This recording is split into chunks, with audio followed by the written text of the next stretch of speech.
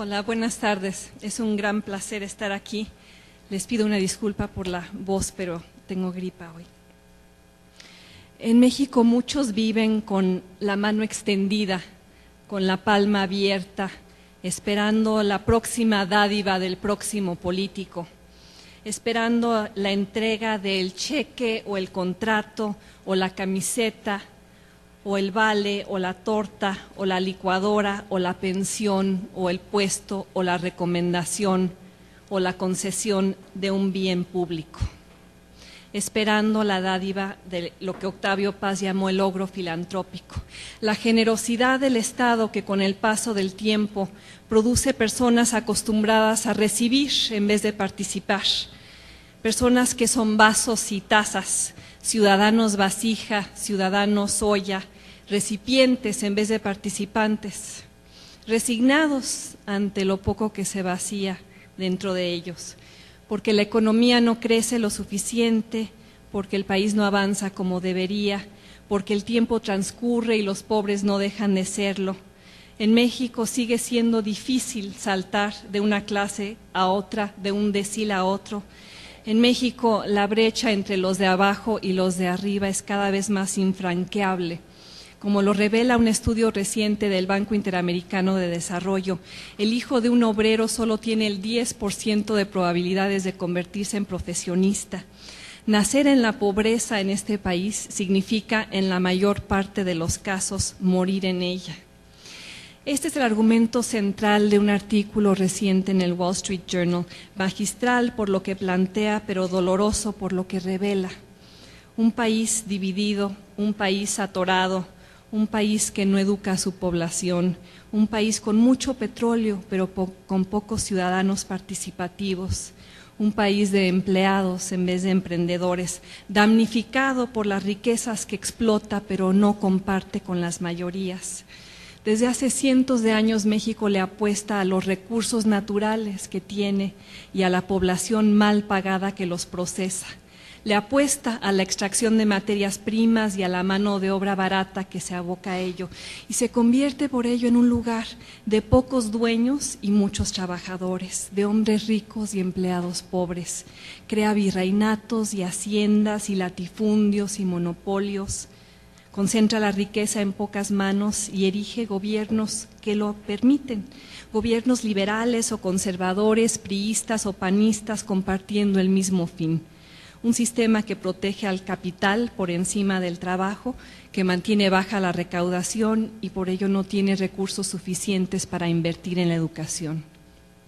Y donde no hay impuestos recaudados, no hay gobiernos eficaces. No hay un Estado que invierta en su población, no hay partidos que se centren en el capital humano y cómo formarlo, no hay líderes que piensen en la educación como primera prioridad. En cambio, sí hay mucha obra pública, muchos caminos y puentes y segundos pisos y torres del Bicentenario, muchas formas de obtener apoyos cortoplacistas y los votos que acarrean, muchas formas de vida y de hacer política vivas en el PAN, en el PRI, en el PRD, formas de ejercer el poder que tienen a México agarrado de la nuca. Crean un sistema de clientelas en todos los ámbitos, un sistema de élites acaudaladas, amuralladas, asustadas ante los pobres a quienes en realidad no han querido educar, porque no quieren franquear la brecha que tanto los beneficia, porque no tienen incentivos para hacerlo, porque ahí están los choferes y los obreros y los maestros y las empleadas domésticas y los jardineros mal pagados, los que asisten a la escuela por turnos y dejan de hacerlo porque no parece importante, sin primaria terminada, sin preparatoria acabada, sin una carrera profesional para hacerlos productivos y competitivos, ciudadanos empoderados de México y del mundo. Un sistema en nuestro país político, social, cultural, basado no en el mérito, sino en las relaciones, basado no en la excelencia, sino en los contactos, donde importa menos el grado que el apellido, donde los puestos se adjudican como recompensa a la lealtad y no al profesionalismo, donde las puertas se abren para los disciplinados y no necesariamente para los creativos.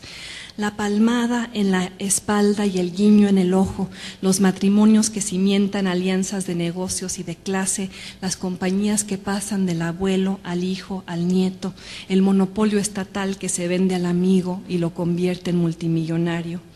Ahí están los muros educativos, culturales, sociales, empresariales, construidos contra los de afuera, obstaculizando la movilidad, evitando el ascenso, impidiendo el ingreso de los pobres, de los provincianos, de los empresarios innovadores, de la competencia, de los que no tienen acceso al crédito, de los que aprovecharían oportunidades reales si existieran y que cruzan la frontera 400,000 personas al año en busca de ellas.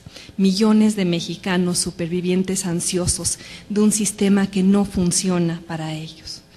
Frenando la competitividad del país ante un mundo globalizado, llevando la frustración a las calles de estados como Oaxaca, reforzando la desesperanza de los desposeídos, arando el terreno para que cualquiera que ofrezca recetas rápidas y que provea un proyecto alternativo con el cual salvar a la nación tenga eco, alimentando el éxodo y la exportación de talento que entraña, convirtiendo a México en un país en el que 1 de cada 5 hombres entre la edad de 25 y 35 años vive en Estados Unidos. México tiene estabilidad, es cierto. México no ha padecido otra crisis en años, es cierto. México tiene el programa Oportunidades, es cierto.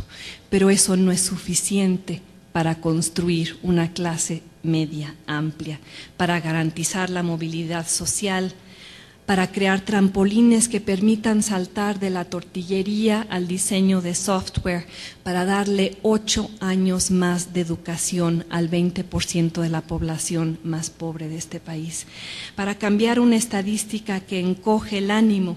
El porcentaje de mexicanos entre 25 y 34 años con educación superior es de 5%, comparado con 2% para una generación 30 años mayor.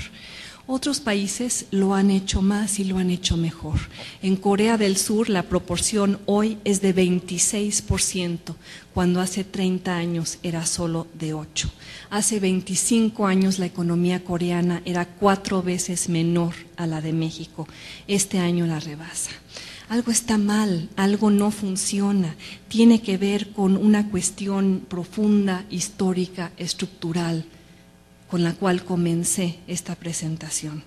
La apuesta que el país le hace a sus recursos por encima de su población, la extracción del petróleo por encima de la inversión en la gente, la concentración de la riqueza que este modelo genera, las disparidades que acentúa, la población poco educada y pobre que produce, el comportamiento clientelar que induce, la ciudadanía poco participativa que engendra, los recipientes apáticos que hornea generación tras generación.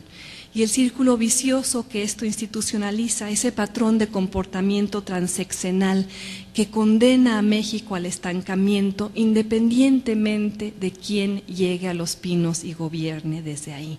Ese patrón de reformas parciales o minimalistas o postergadas, de privatizaciones amañadas o mal ejecutadas, de todo lo que no se hace porque el petróleo vale más de $70 el barril.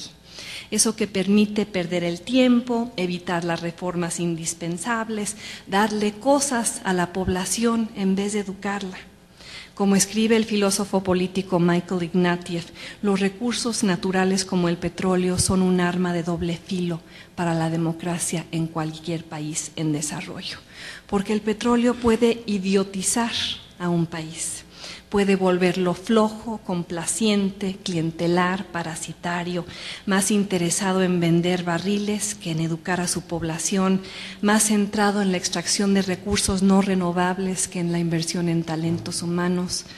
Como México ayer, como México hoy, víctima de lo que el columnista del New York Times, Tom Friedman, llama